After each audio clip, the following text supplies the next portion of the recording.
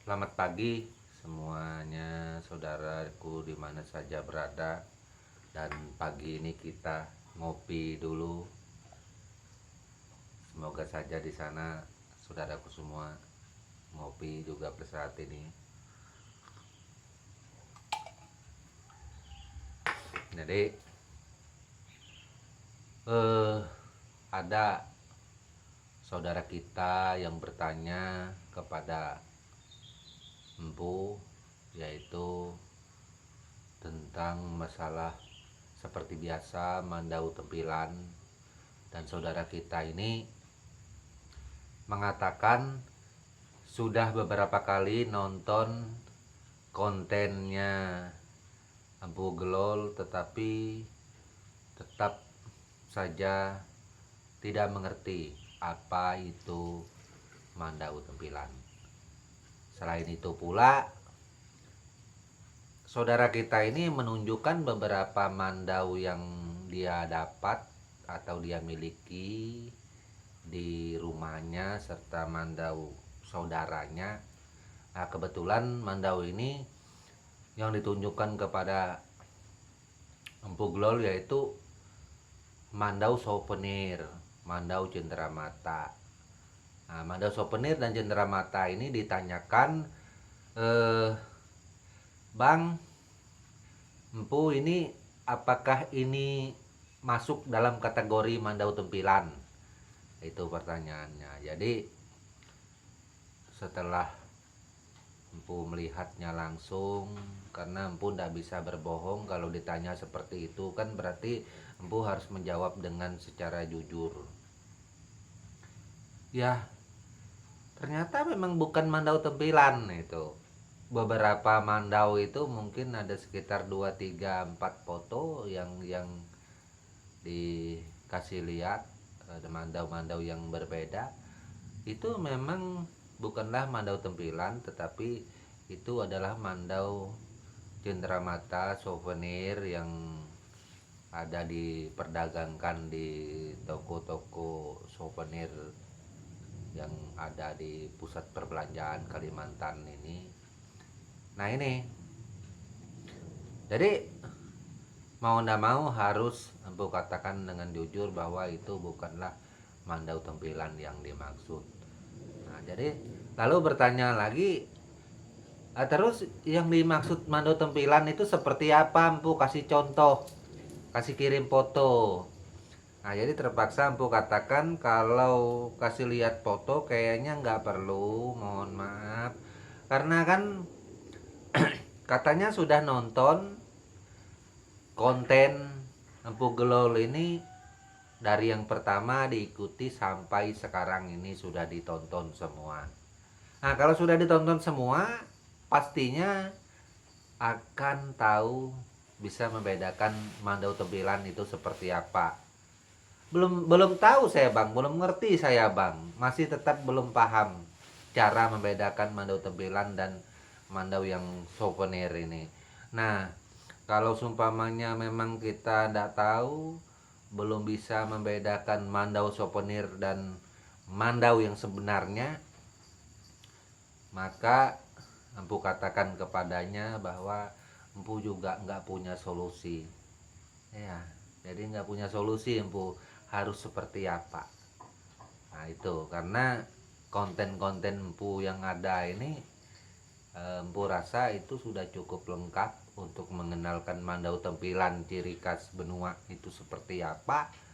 Sudah, rasanya video ini 300-an mungkin lebih. Cukup banyak sekali membahas masalah mandau tempilan. Itu. Nah, jadi kalau memang mengikuti dari awal pasti akan bisa tahu, terkecuali tidak ada mengikuti mandau tempilan ini, maka saudaraku tidak akan tahu atau tidak mengerti seperti apa mandau tempilan itu. Kira-kira begitu. Hanya solusi lainnya kalau memang sumpamanya nggak eh, nggak ngerti juga, kalau dia punya tempat atau alamat dekat, sumpamanya posisinya di kota Samarinda, datang aja ke rumah. Seperti saudara kita yang lain, ada yang langsung datang ke rumah dan melihat langsung mandau tempilan itu seperti apa. Itu kalau perlu mandau yang souvenir tadi kalau posisinya dekat bawa ke rumah, kemudian lihat sendiri perbandingannya, didekatkan mandau cenderamata ini dengan mandau tempilan. Nah, di situ akan menemukan jawaban. Itu. Seandainya ini masih belum dimengerti juga, maka aku juga bingung seperti apa itu. Nggak punya cara lain pu ini. Kalau tetap bingung, biasanya kan kita kalau sesuatu itu membandingkan sesuatu, apalagi kita lihat di video itu sudah bisa membedakan yang mana yang dikatakan seperti ini, yang mana bukan. Kalau sumpamanya kita memang nggak ngerti juga ya, empu juga bingung. Seperti beberapa kali empu menunjukkan bilah, itu empu sudah ceritakan. Nah, bilah tempilan itu tidak mungkin dia punya mata, bilah itu seperti kena kerum, seperti dipoles. Tidak, bilah tempilan itu memang asahannya memang asahan batu gunung. Semengkilatnya bilah tempilan itu dengan bilah tempilan bilah mandau souvenir itu sangat berbeda. Nah, itu. Nah, terus dari gagangnya juga beda.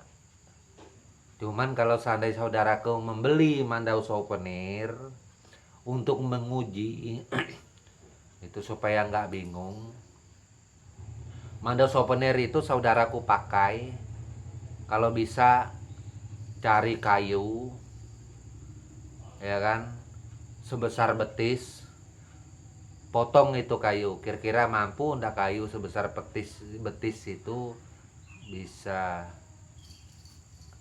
dilakukan dengan mandau tersebut. Untuk gambaran, kalau bisa cari balok ulin.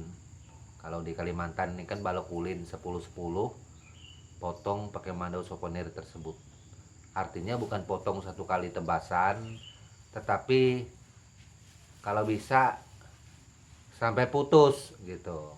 Nah, dengan sampai putus itu kita akan merasakan bagaimana cara atau bagaimana rasanya kekokohan mandau souvenir ini seperti apa.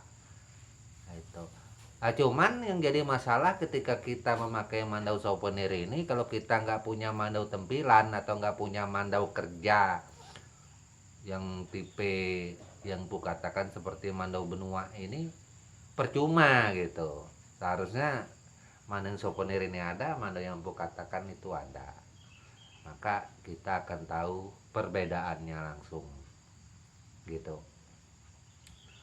Memang empu sudah berusaha sebaik mungkin menyampaikan apa saja tentang masalah mandau ini, terlepas dari saudaraku yang ada itu mengerti atau tidak, sudah berusaha.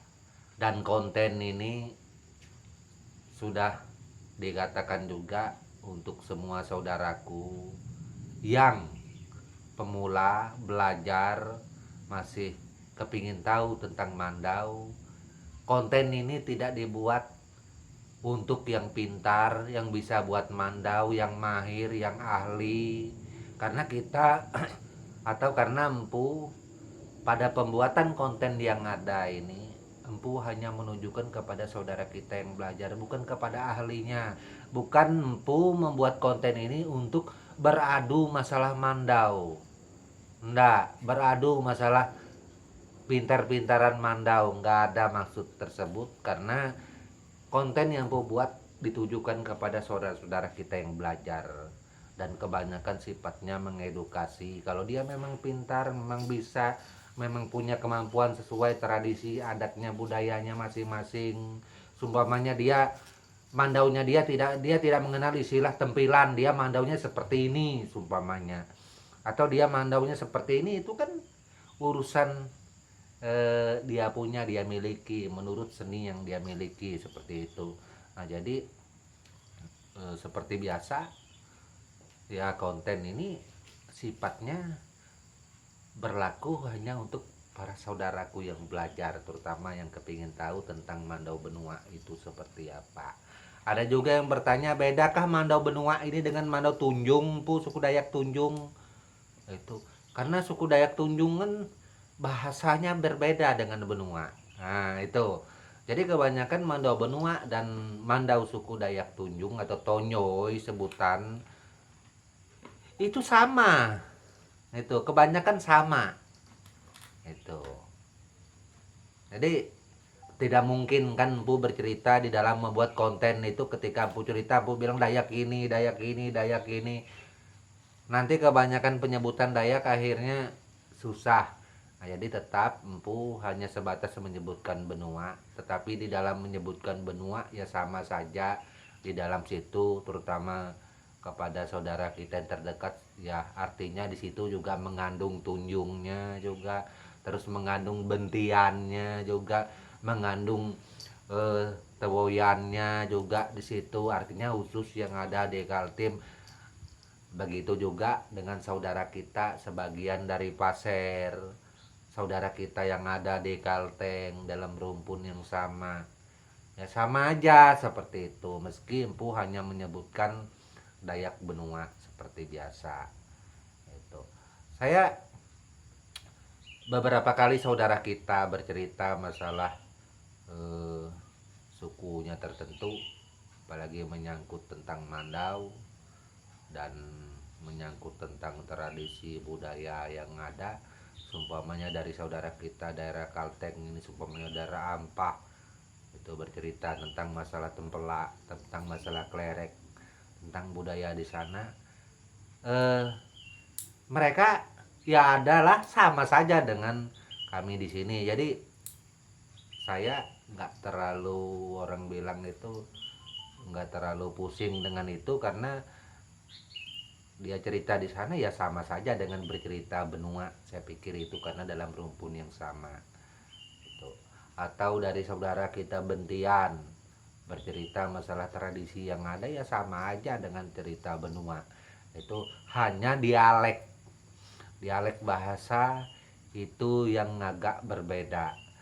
Anggaplah kita seumpamanya dengan Ampah sana, kalau di dalam bahasa Indonesia, Indonesia ketemu dengan Malaysia. Itu sebenarnya saling mengerti, cuman ada bahasa-bahasa tertentu yang agak menyulitkan bagi kawula muda sekarang ini untuk mengucapkannya, namun tetap mengerti. Itu kalau yang umurnya muda, terus terang umur 17 sampai 20 atau 20 lebih, itu kebanyakan mereka nggak ngerti hal yang semacam ini. Tapi kalau yang umur seperti Empu Glol ini hampir 50 tahun, ngerti. Kenapa demikian? Karena Empu ini sudah hampir, bukan hampir, mendekati setengah abad. Empu menyempatkan peradaban yang masih susah. Empu menyempatkan di Kecamatan Tanjung Isui itu belum sepeda motor, belum ada jalan sepeda motor, masih jalan setapak, jalan kaki. Tahun 87 88 itu enggak ada jalan sebagus itu. Jalan kaki dari Tanjung Isui ke Kampung Nyampu itu sekitar 12 km. Itu. Nah, itu bayangan buat saudaraku. Jadi mungkin kalau Empu bercerita terlalu panjang, nanti ada hal-hal lain yang harus Empu kerjakan, belum terkerjakan, makanya itu kayaknya Empu akhiri sampai di sini dulu untuk pagi ini. Semoga semua saudaraku sehat selalu dan dalam lindungan Tuhan Yang Maha Esa dalam beraktivitas. Lupa Empu ucapkan kepada semua seperti biasa, salam budaya dan tabe untuk kita semua.